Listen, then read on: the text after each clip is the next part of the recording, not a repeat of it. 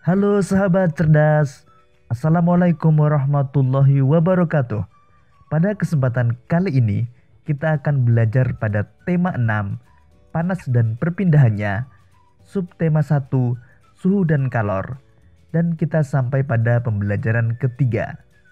Sahabat cerdas, sebelum kita mulai pembelajaran kita, jangan lupa untuk berdoa terlebih dahulu.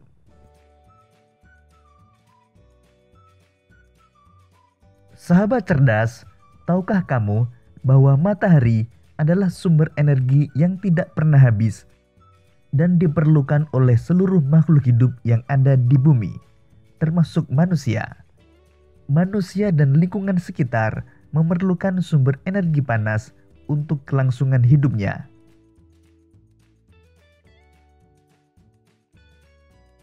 Untuk memenuhi kebutuhan hidupnya, manusia harus berhubungan dengan lingkungannya.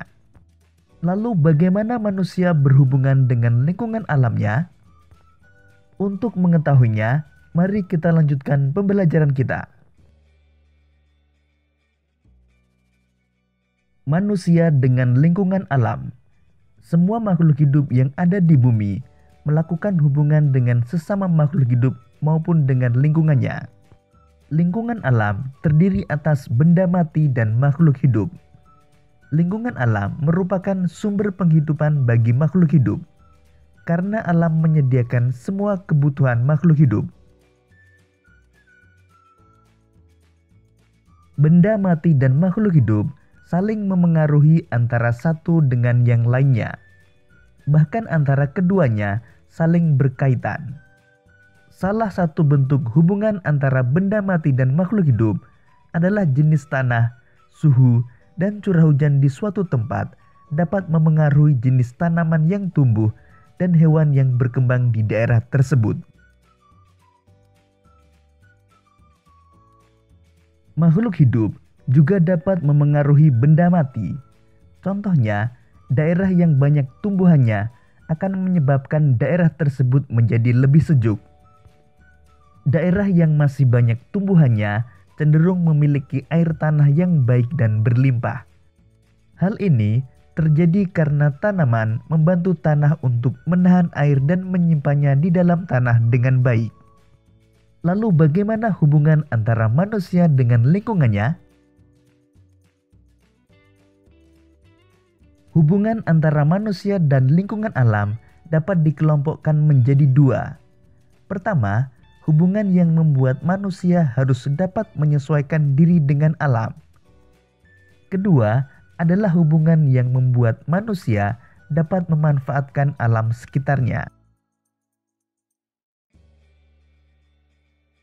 Contoh hubungan manusia yang menyesuaikan diri dengan alam antara lain, para petani harus menyesuaikan waktu tanam dengan musim hujan agar tanamannya dapat tumbuh dengan baik. Kemudian para nelayan memilih waktu untuk berlayar menyesuaikan dengan keadaan cuaca agar terhindar dari bencana dan memperoleh tangkapan ikan yang banyak. Sedangkan contoh hubungan manusia yang memanfaatkan alam dengan menggunakan ilmu pengetahuan dan teknologi antara lain, manusia mencoba membuat hujan buatan untuk menanggulangi akibat kemarau panjang yang menyebabkan menurunnya hasil pertanian. Sahabat cerdas, sekarang saatnya menjawab pertanyaan berdasarkan uraian tersebut. Soal pertama, apa yang dimaksud dengan lingkungan alam? Lingkungan alam terdiri atas benda mati dan makhluk hidup yang saling berinteraksi. Soal nomor 2, apa sajakah interaksi yang terjadi dalam lingkungan alam? Interaksi antara benda mati dengan makhluk hidup, interaksi antara makhluk hidup dengan makhluk hidup lainnya. Soal nomor 3, jelaskanlah salah satu contoh bentuk interaksi dalam lingkungan yang terdiri atas makhluk hidup dan benda mati. Daerah yang banyak tumbuhannya akan membuat suhu udara menjadi lebih sejuk. Soal nomor 4. Jelaskanlah interaksi yang terjadi antara manusia dengan lingkungan alamnya.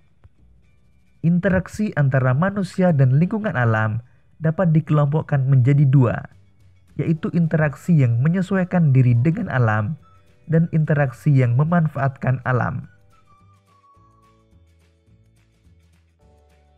Soal nomor 5. Berikanlah contoh bentuk interaksi antara manusia dengan lingkungan alam yang kamu ketahui. Para petani harus menyesuaikan waktu tanam dengan musim penghujan, dan para nelayan memilih waktu untuk berlayar menyesuaikan dengan keadaan cuaca. Sahabat cerdas, tahukah kamu bahwa setiap manusia yang hidup di dalam masyarakat mempunyai hak yang dilindungi oleh undang-undang? Sebagai seorang siswa pun, kamu mempunyai hak-hak yang harus kamu ketahui. Apa saja hak tersebut? Simak penjelasannya berikut ini. Konvensi Hak-Hak Anak. Anak-anak merupakan generasi penerus cita-cita perjuangan sebuah bangsa. Oleh karenanya, kebutuhan untuk tumbuh dan berkembang dalam kehidupan anak harus diutamakan. Sayangnya, tidak semua anak mempunyai kesempatan yang sama dalam mewujudkan harapannya. Banyak di antara mereka yang mengalami kesulitan untuk tumbuh dan berkembang secara sehat dan mendapatkan pendidikan yang terbaik. Banyak anak berasal dari keluarga yang kurang mampu yang tidak mendapatkan layanan pendidikan dan kesehatan.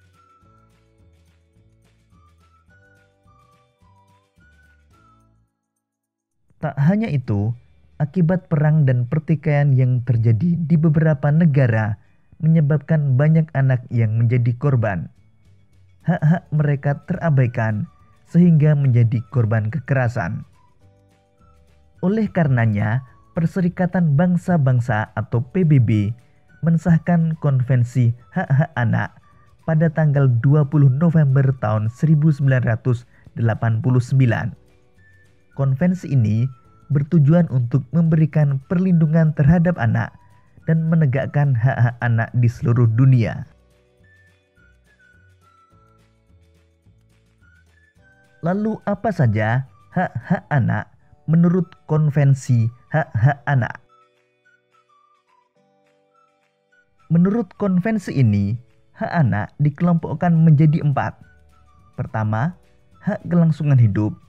Kedua, hak perlindungan. Ketiga, hak tumbuh kembang. Dan yang keempat, hak berpartisipasi. Pertama, hak kelangsungan hidup, yaitu hak untuk melestarikan dan mempertahankan hidup, dan hak memperoleh standar kesehatan tertinggi dan perawatan yang sebaik-baiknya. Kedua, hak perlindungan, yaitu perlindungan dari diskriminasi, eksploitasi, kekerasan, dan keterlantaran.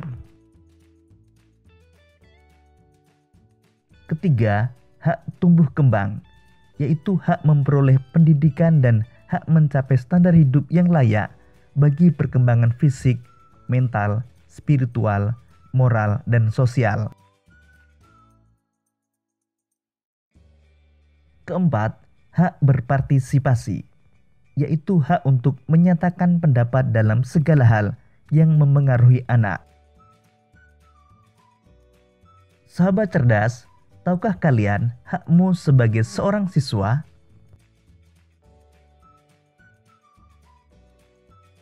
Berikut ini hak-hak seorang siswa menurut Peraturan Pemerintah Nomor 28 Tahun 1990. Pertama, mendapatkan perlakuan sesuai dengan bakat, minat, dan kemampuannya. Kedua, memperoleh pendidikan agama sesuai dengan agama yang dianutnya.